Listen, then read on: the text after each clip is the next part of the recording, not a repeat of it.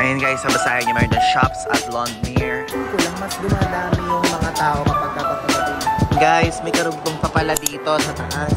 Yan, sila po yun, naggogondola ko. And guys, ito yung tour ng Parisian. Ayan, no? Ooh. Hello guys! I'm back again with another video, and this is our video dito sa Macau na kung saan i-explore natin ang The Venetian, The Parisian, and The Londonere. And guys, yun guys, sa mga sikat na spots dito kasi meron dong mall. Dito makikita nyo din yung parang United Kingdom, yung London, yung Paris, yung Eiffel Tower, tapos yung mall na merong yung mall na merong sky, pero artificial lang yun guys. Alam ko din naman yun kasi nakikita ko sa mga video. So yun, isa yun sa mga ina-expect kong makita ngayon. And itong nasa likod ko ay hindi ko alam kung ano siya, but dito kasi ako bumaba sa area na to, which is T380. So sumakay ako doon sa bus number 26. And dito yung bus stop niya. At dito makikita nyo, meron ditong parang hindi ko alam kung ano tong nasa likod ko. Tapos ayun yung Eiffel Tower ng Parisian. And yun yung Venetian. So ngayon, let's go! Ayan guys, tingnan nyo, kaganda ng place na to. Itong una ko nababaan is Londonere. Kasi guys, ayun na nakalagay. The Londonere Casino, The Londonere Hotel, Conrad Hotel, something like that. Oh, so ganito pala itsura sa London. Ayan, ganda. Ngayon, pumanik tayo. Ayan guys, sa basahin niya meron doon shops at Londonere. And ayan, tingnan niyo yung parang itsura niya, parang Harry Potter. And punta tayo dito sa kabilang side. Ayan, picture tayo. Gamitin natin yung tripod. Yung guys, nag-picture ako dito sa area na to kasi konti lang yung tao and kuhang-kuha yung Eiffel Tower dito. So ito yung picture na nakuha ko dito. So yan yung i-upload ko sa social media. And now, actually it took around mga 20 to 30 minutes yung pag-picture ko yan. At ngayon papasok na tayo sa loob ng mga Londonere, Parisian, and etc. para ma-explore natin kung ano nga ba yung itsura dun sa loob. Ayan. Tignan nyo guys, so ang ganda yo. Parang ano siya yo, ito, yung parang sa Singapore. The shops kasi doon by Marina Bay Sands. Pero dito, shops at Londonere. O, di ba? Meron siyang red bus. Yung double decker. Ang lamig, ramdam na ramdam ko yung hangin. Pumasok na tayo dito. Ay, wow, automatic. Ito, parang inosente naman. Kasi guys, first time ko nga kasi talaga dito sa, first time ko dito sa Macau. So, una sa mata ko lahat yung mga yan. Kasi dati mga pinupunta ako, parang paulit-ulit lang ako. So, ngayon, mga bago sa aking mata, lahat ng ito. Ay, nako, makabili nga ng isang Gucci, isang LV, tapos isang Prada. Parang feeling mayaman. Wait, saan ba tayo ngayon? Ayan, no? If ever, dyan sa taas. Ano dyan? Kapila and Paiza. Hindi ko alam kung saan ako. Pumanik na muna siguro tayo sa taas. I don't know. Hindi ko alam. Explore na muna tayo dito sa building na to bago tayo umalis. Yan, puro mall guys dito. I mean, puro mga shop.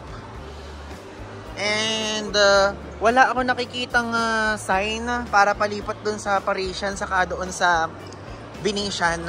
Nakita lang tayo, okay na eh. Para ano. Ayun, oh. Dito sa side na to, ito yung walkway na napapanood ko sa mga vlog na Parisian at Venetian doon pupunta. So ikutin na muna natin itong Londonere para hindi na tayo dito babalik. Para doon na tayo magmumulang mag-e-exit kapag babalik na tayo doon sa Macau Peninsula area. Ito na lang guys, talaga medyo busog na ako. Like hindi na ako kakain. Kasi mauubusan na rin ako ng mga kakain na may Shake Shack dito. Actually, meron yan sa Pilipinas guys. If ever na pupunta kayo, meron yan sa area ng Makati, Mega Mall, tapos BGC. Yun, meron. Tapos guys, yung social dito, tignan nyo. Reception to ng Londonere. Ayan. Parang dito na yung reception, tapos yung fountain dito. Ganda ng itsura. Tignan nyo yung taas. Sa taas, yung mismo parang ang architecture talaga para talaga sa ibang lahi. I mean, parang iba talaga yung gumawa. Nagtitingin na ako ng mga tao dito habang nag-vlog. Okay lang yan. Todo natin to para sa inyo, ginagawa ko to. Kahit mga akong ewan. Wait. Oh, meron din naman pala dito mga brand na kaya-kaya ko man lang. Yung mga Guess, ganyan. And Pop Mart na to. Parang grocery lang to guys. Ay, Apple. Apple, oh my God. Ayan, may Starbucks din dito.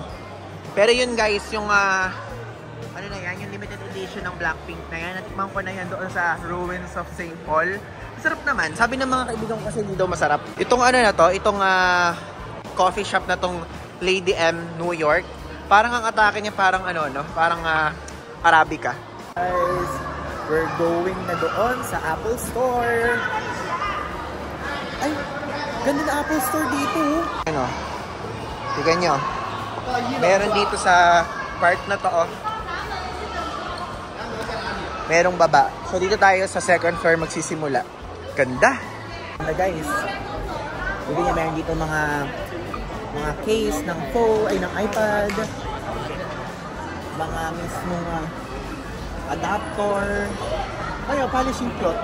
Dito guys, yung nakikita ko sa TikTok na sobrang mahal niya talaga. Pero, you know, hindi natin bibilin yan kasi hindi naman siya sulit. Yung ganito kasi, ano siya eh, parang yung wireless charging pad na to, parang feeling ko hindi sulit yan pagkaganyan. Check natin yung mga ibang product. And dito, ito niya. Meron ditong area na kung saan parang workplace. Ayan. Ito guys, yung mga cellphone. 13 series to, for sure yun. Ay, hindi. 14 pala. Ayan. And ito yung atin. This is, wait. Pro Max. Alay Pro Max. Ayun ata sa kabila. Nasa kabila yung Pro Max.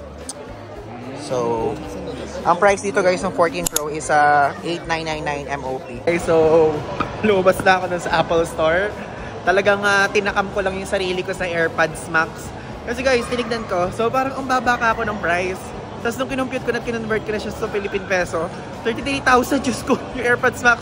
Kasi guys, gusto ko na talaga yan matagal na. Kaya lang, iniisip ko, yung 33,000 na pambibili ko doon, pwede ko siyang ilaan na lang sa ibang travel. Like for example, sa Japan. For example, ticket kunyari sa Europe. Ganon. Kaya hindi, mayroon naman akong AirPods, mayroon naman akong mga headphone. So, sabi ko wag na lang muna. Next time na lang kapag ka-feeling ko, sobrang dami ko na talagang mga fun. Ganon. So, next time na lang. Hey guys, ngayon punta na tayo doon sa pathway para makapunta doon sa Venetian, sa sa Parisian. Ganito yung itsura. Yan, going that way, the Venetian, Parisian, sa Four Seasons. Yan. Yan guys, oh. Cool. Ganda, no? Nandun ako nag-picture. Yung picture ko doon yan. Tingin ko lang, mas dumadami yung mga tao kapag kapapagabi na. Saka yung mga nagpipicture. Kasi kanina medyo maaraw-araw pa. Madami kong kalaban sa picture ngayon. Mas madami. Doon sa baba ng ng iPhone Tower, mas madami yun. Kung makikita nyo. Ayan, pwede kayo dito mag-picture kapag gusto nyo, kaya lang super crowded compared doon sa baba. So, London Air. Ganito siguro itsura ng train sa London, no? Kalaki kung ganito. Gano'n na lang ako nakikita talaga Pilipino. Kapag kasi talaga naglilibot ako Pilipino yung una kong hinahanap. Wala pa doon sa Macau Tower. Meron doon. But dito wala ko. Tignan nyo guys, so yung papunta dito sa Venetian sa Parisian, isasalubong na Fendi, Chanel. So siguro lahat ng mga ibang brands nandito. Hala, super daming tao dito. Like dikit-dikit. Ay, yung LV, Louis Vuitton. Tapos yung Saint Laurent. Tama po yung basa ko. Tapos itong Versace. Tapos Chanel. Ay, opening soon. Sarado pa. Baba tayo. Gusto ko sa baba. Kasi nasa second floor tayo eh. Dito natin agad kung ano ba ang mga ganap sa baba. Ang gusto ko talaga guys makita dito, ang ina-eye ko dito, yung shop o yung mall na parang yung parang sa McKinley sa atin. Saka yung parang sa Doha, Qatar. Yung yung may sky. Ganon. Ayan guys, after ilang lakad, nakarating na tayo sa shops at Venetian. Ating first na tingin sa shop na to. Wow! Good guys! Halit ng palad. Kala ko malawak yun. Parang siyang artificial, artificial talaga siya na parang fake sky. Pero parang totoo. Parang maandar nga eh.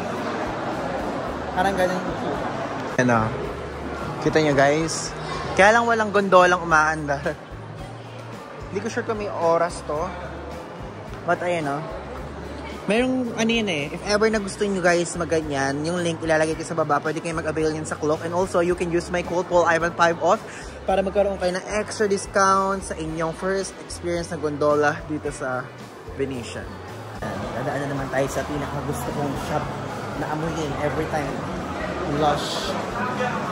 Guys, so gusto ko talaga amoy nito. Bango, Diyos ko Lord. Namoy ko pa. Saka para ang sarap niya guys, oh. Guys, may karugtong pa pala dito sa taas. Ayan, oh. Napakadami. Dito para medyo mumurahing mga shop na lang yung mga nandito compared doon. Guys, oh. Gondola ride. Souvenir photo. Ah, dito sa area na tayo nagpapagondola. Ayun, oh. Ayun, guys. If ever na want nyo, click the link below. Share lang ako sasabihin sa inyo. I-share ko lang po. Kasi meron akong kilalang magkapatid. Si Daniel saka si David. Tapos, lagi na lang si Daniel yung pinagbibigyan ng parents niya. Kaya sinabi ko, si David naman. Diyos ko. Naman na lang Jollibee dito. Wala ba yung Jollibee, ganon, potato corner. Yung pwede kong upuan.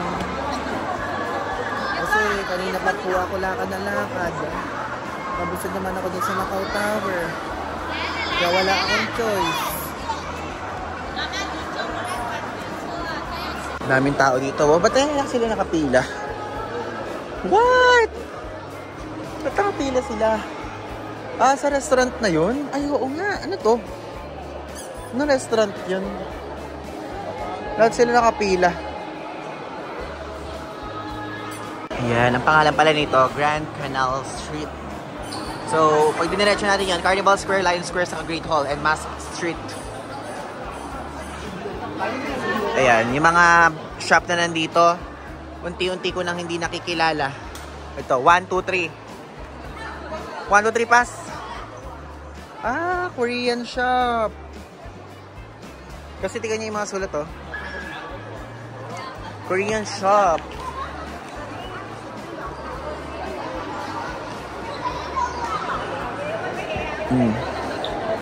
Diba?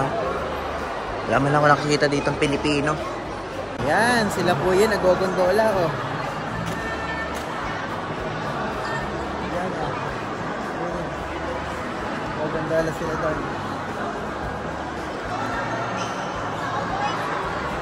Wala ko tawag ako, feeling. Kala ko sabi Ivan. Hindi pala Ivan. Kasi alam niyo yung problema ako ngayon. Kasi si CR ako. Kaya lang CR niya lang ito walang bitay. Okay, we're exiting the mall with the beautiful sky. Lalabas na tayo dito. So guys, nandito na muna ako sa McDo. Yeah, and umorder ako nitong Milo Sundae nila, 25 MOP yun. So yan. Nakita ko kasi kumakain yung mga tao, mukhang masarap. So guys, ang sarap. Ngayon na uli ako nakatikim ng ice cream sa buong trip ko dito sa Hong Kong at Macau. Ang sarap. Okay, so ang daming pinipilahan ng mga dim sum and hot pot area dito. Ayan guys, now we're entering the Parisian. Ayan o, tignan nyo may Eiffel Tower dito o. Nakalagay dito, the Eiffel Tower experience on level 5. Ayan, let's go! Guys, itong tatlong mga binanggit ko dito sa video na ito magkakadugtong tuwa. Like yung Londoner, kadugtong niya yung Venetian, tapos yung Venetian, kadugtong niya itong Parisian. Ayan! Look, Eiffel Tower. Color blue. Ayan guys. Ito more like itsura niya parang power plant mall sa atin. Ganun yung ganap niya. Yan. So lumabas na lang tayo saglit then uuwi na tayo sa ating hotel. Ayan guys. Ito yung itsura ng Parisian. Look. Ganda yun. May fountain dito sa gitna. So, hindi na ako dyan guys nag-picture kasi ala lang, nakapag-picture na kasi ko dun sa harapan niya eh. Diba? So, dito yung hotel reception kapag ka mag-check-in. Tapos doon naman sa side doon is yung casino. Alam nyo, grabe. Napagod ako dito sa vlog na to. Alam niyo kung bakit? Nagkandaligaw-ligaw ako sa loob ng Parisian, ay ng Venetian. Kasi guys, napakalaki niya. Tapos pagka umikot ka, parang bigla ka agad iikot. Na parang kahirap i-distinguish kung ano yung tamang daan. Ganon. So naligaw ako talaga. Kaya bigla ako napapagod ngayon kasi sobrang dami ko nilakad. Paikot-ikot lang ako. And siguro dahil first time ko din dito, so ngayon pa lang ako na-familiarize. At least, hindi ako nagtanong-tanong. Inalala ko yung mga daan at nakalabas ako. At ngayon nga, dito nga ako sa Parisian ngayon. So, yan yung itsura niya guys. At ngayon lumabas na tayo and hanapin na natin yung bus station at uuwi na tayo sa ating hotel. Yan. Woo! Yan. So, ito yung itsura ng labas ng Parisian. Tingnan nyo, may City of Dreams. Ayun na. Kita niya? Ayun yung City of Dreams. Madali nyo lang mag-visualize is kapag ka nandito kayo, is mag-Google Maps kayo, tapos search nyo yung hotel nyo. Then, pagka nasa nyo yung hotel nyo at lumabas tayo, i-click nyo yung bus icon para makita nyo kung saan kayo sasakay papunta doon. And also nga pala lahat ng bus dito, 6 Macanis Pataka yung bayad. So, yun yun, napakamura. Ayan, no? Cool! Palabas na ako dito sa bus stop. And ayun yung bus stop doon sa sasakyan ko papunta sa hotel ko. Ayan guys, nahanap ko na yung bus stop ko. So dito kayo sasakay if ever magkakommute kayo going to the city center. So guys, ayan. Last minute shopping bago umalis. Tignan mo naman, nakabili na naman ako ng sapatos. And guys, naka-sale dito sa outlet sale dito sa Skechers. So nakabili ko ng 4 na sapatos sa halaga na 1,249.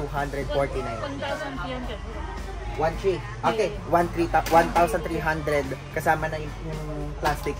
Iniisip ko ngayon kung paano ko to bibitbitin pa uwi sa Pilipinas. Napakadami.